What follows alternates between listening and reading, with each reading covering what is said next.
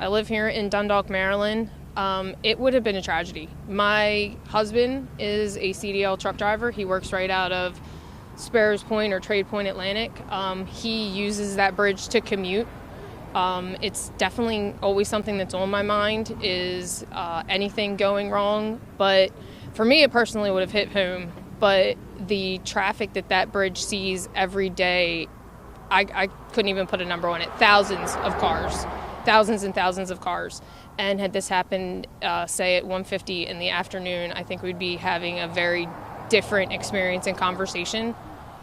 My prayers and thoughts are definitely with the families. I can't imagine what they're going through. That was my first thought as soon as I heard about the collapse this morning was how many people were on the bridge. So I can't imagine what they're dealing with right now. I know it's going to rock the community. I've already seen online a lot of posts sharing people's experiences. The bridge has a very strong history in America. It's where our national anthem, Star Spangled Banner, comes from. It's named after Francis Scott Key, who is the writer of our national anthem.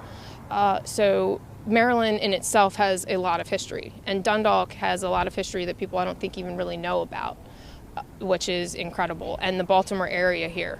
So the impact that's going to have is substantial. People that live in this community, their grandparents and their parents helped build that bridge 47 years ago, and it just hit its birthday this month. So there's a lot of sentimentality in the community. I'm seeing a lot of people post their memories, their look-backs, the opening days of the bridge, their experiences boating and going under the bridge, even singing the national anthem, and just being very patriotic. Maryland as a whole we're very proud of our state. We love Maryland. We love Baltimore.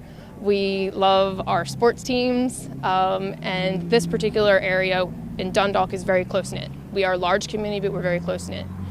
And at 1:30, I woke up and I heard the noise, and it was vibrating the house and stuff, and it only happened for 5 seconds, and I was really scared. I literally was covering my ears oh my God, I'm gonna die, this is it, this is my final moments. But then a few seconds later it stopped, and I was waiting for it to happen again because that would be the time that I woke up my mom, and it didn't happen again. So I just was must have been a jet or something.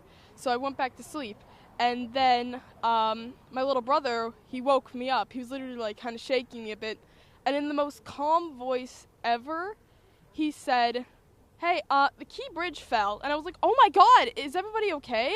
Is everybody all right?" And he was like, "Well, there's a search party going on." I was like, "Is Dad all right?" Because my dad's a truck driver, and he usually goes through the Key Bridge. And he was like, "Oh, he's fine." And I thought that was kind of a silly question because my dad was asleep at the time, and he goes to work at 6:37 at least.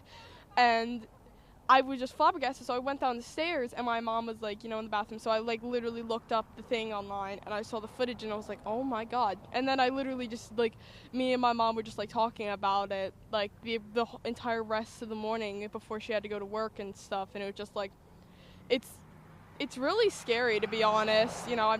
I've never experienced something like this. It's actually got me trembling and stuff. So it's a little bit traumatic, but I just hope that the Key Bridge, helps and, gets fixed and stuff.